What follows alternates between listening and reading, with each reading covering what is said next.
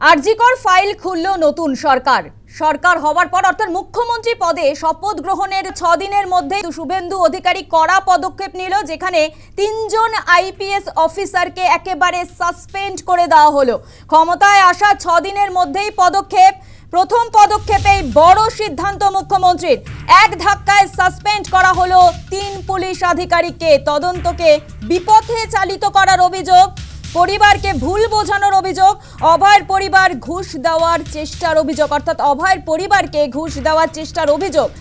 এই অভিযোগেই কিন্তু সাসপেন্ড করা হয়েছে বিনীত গোয়েল, ইন্দিরা মুখোপাধ্যায়, সাসপেন্ড করা হয়েছে পুলিশ আধিকারিক অভিষেক গুপ্তাকে। তৎকালীন কলকাতা সিপি বিনীত গোয়েল, ইন্দিরা মুখোপাধ্যায় ছিলেন ডিসি সেন্ট্রাল, সেই সময় ডিসি নর্থ ছিলেন অভিষেক গুপ্তা। সাসপেন্ড করার পাশাপাশি চলবে তদন্ত, খতিয়ে দেখা হবে কল রেকর্ড, হোয়াটসঅ্যাপ চ্যাট। কি বলেছেন মুখ্যমন্ত্রী শুভেন্দু অধিকারী, শোনাবো একবার। আমরা শুধুমাত্র আমাদের সরকারের যে লোকরা ছিল, specially the senior police officers, দিদেন কলকাতা পুলিশের যারা ছিলেন সিপি এবং ইনক্লুডিং অল, এবং সবচেয়ে বড় অভিযোগ যেটা ইনিশিয়ালি আমাদের কাছে থ্রু মিডিয়া অনেকবারই এসেছে ভিকটিমের মাদারের পক্ষ থেকে, যে 2 জন police officer on behalf of the state government টাকা দিতে চেয়েছিলেন। এটা তদন্ত করতে হবে যে অ্যালিগেশন কতটা, কিন্তু ইনিশিয়ালি আমরা মনে করি এই তদন্তগুলো করতে গেলে যাদের বিরুদ্ধে অভিযোগ পুলিশ আধিকারিক, তাদেরকে সাসপেনশনে রেখে তদন্ত করা উচিত, নইলে তদন্ত কখনো ট্রান্সপারেন্ট হতে পারে না। আমরা শুধু সিচুয়েশনটাকে মিসহ্যান্ডেলিং করা, offer financial one type of bribe on behalf of the কার পক্ষে নিয়েছেন ওনারা, যখন ইন্টারনাল ফ্যাক্ট ফাইন্ডিং হবে, ডিপার্টমেন্টাল ইনকোয়ারি হবে, তখন ওনাদের যাদের বিরুদ্ধে আমরা আজকে অ্যাকশন নিচ্ছি তার বক্তব্য নেব, এবং ভিকটিম ফ্যামিলি যদি চান তাদের বাড়িতে গিয়েও আমাদের অফিসাররা নিয়ে আসবে, এবং তার পারিপার্শ্বিক যা আছে phone call record, WhatsApp chat, এগুলো আমরা পরে পরে বের করব। তখনকার যারা অফিসাররা ছিলেন তাদের সঙ্গে কাদের কাদের কথা হয়েছে, কোন মন্ত্রী মুখ্যমন্ত্রী দিদেন টাইমে তাদের কোনো ইনস্ট্রাকশন ছিল কিনা, এগুলো আমরা সব বের করব। একজন ডিসি তার প্রেস কনফারেন্সের অ্যাটিটিউড এবং language in front of media, এটা আমাদের রাজ্যের ক্ষেত্রে খুব একটা সুখকর ছিল না। এই সব কিছু দেখে, কারণ ইটস এ ডিসিপ্লিন ডিপার্টমেন্ট, উনি spokesperson of the Kolkata police ছিলেন না অফিসিয়ালি, আমরা এখান থেকে তথ্য নিয়েছি। উনি spokesperson of the secretariat PD, police ডিপার্টমেন্টের স্পোক্সপারসন বা হোম ডিপার্টমেন্টের স্পোক্সপারসন ছিলেন না। উনাকে পার্টিকুলার আরজিকর ইস্যুতে সাংবাদিকদের সামনে কথা বলার জন্য কোনো কাগজে কেউ দায়িত্ব দেয়নি। কেউ ভার্বেলি দিয়ে থাকতে পারে, সেটা কল রেকর্ডে বোঝা যাবে, কিন্তু উনার যে বক্তব্যের থ্রোয়িং এবং অভয়া ইনসিডেন্ট আমাদেরকে নাড়িয়ে দিয়েছে গোটা পৃথিবীতে, এবং নিশ্চয়ই পশ্চিমবাংলার মান মর্যাদা গরিমা সব নষ্ট হয়েছে। ঠিক আছে, আমরা আরো অনেকগুলো মেজার নেব। আমরা আজকে 3 জন আইপিএস কে সাসপেন্ড করছি। মিস্টার বিনীত গোয়েল, উনি এখন এডিজি রয়েছেন আইবিতে, আর আরো 2 জন আইপিএস, শ্রীমতী ইন্দিরা মুখার্জি এবং শ্রী অভিষেক গুপ্তা, এই 3 জনকে আমরা আজকে সাসপেন্ড করলাম। আপনারা শুনলেন মুখ্যমন্ত্রী শুভেন্দু অধিকারী, তিনি বলছেন যে 3 জন আধিকারিক অর্থাৎ 3 জন আইপিএস কে সাসপেন্ড করলেন মুখ্যমন্ত্রী।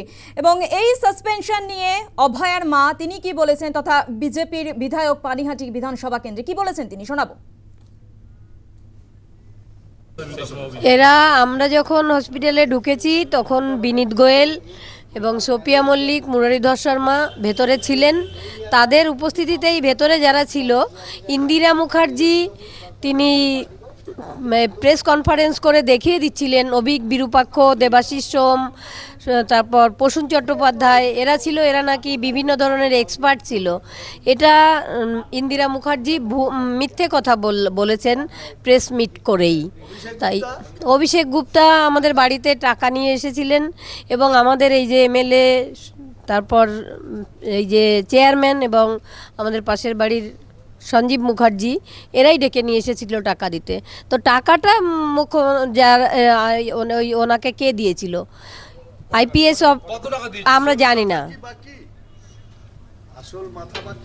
এখনো আসল মাথা বাকি। আসল মাথা মানে সেই প্রাক্তন মুখ্যমন্ত্রী, তার বিনা অনুমতিতে কোনো কাজ হয়নি। আমার মেয়ের খুন থেকে শুরু করে তার তথ্য প্রমাণ লোপাট করা, এমনকি দ্রুততার সঙ্গে পুড়িয়ে দেওয়া, সব কিছুই তখন মুখ্যমন্ত্রী মানে প্রাক্তন মুখ্যমন্ত্রী মমতা ব্যানার্জির নিয়ম মেনেই হয়েছে, উনিই করেছেন। মুখ্যমন্ত্রী যে দায়িত্ব নিল, যে তৎপরতা দেখিয়েছে, প্রাক্তন মুখ্যমন্ত্রী তৎপরতা দরকার ছিল কি? অবশ্যই ছিল। আমার মেয়ে স্বাস্থ্য দপ্তরের কর্মী ছিল, উনি কেন করলেন এরকম তথ্য প্রমাণ লোপাট? অপরাধী বাঁচানো, সেটাও তো একটা বড় ক্রাইম বাঁচাবো আমি, তার মানে আরও বড় ক্রাইম হবে। তাহলে মুখ্যমন্ত্রী কেন অ্যারেস্ট হবেন না? আমি ডে 1 থেকে বলছি যে মুখ্যমন্ত্রীকে অ্যারেস্ট করলে সব জানা যাবে।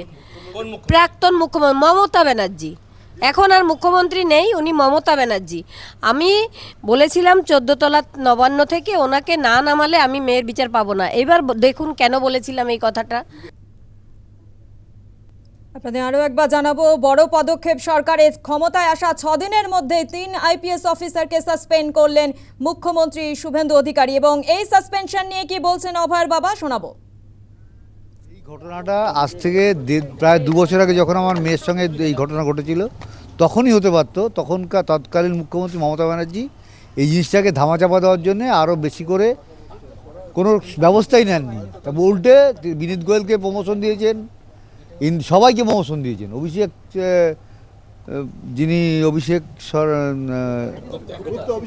অভিষেক গুপ্তা, তার তো কোনো জানি না কোথায় উনি ডিউটি করছেন এখন। হ্যাঁ, এইগুলো তখন তৎকালীন মুখ্যমন্ত্রী করেননি।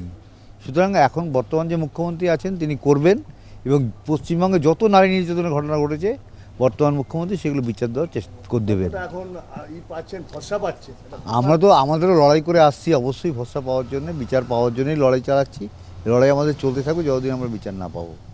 বলছি এই যে 3 আইপিএস তাদেরকে সাসপেন্ড করলো, এটা কি বলবেন?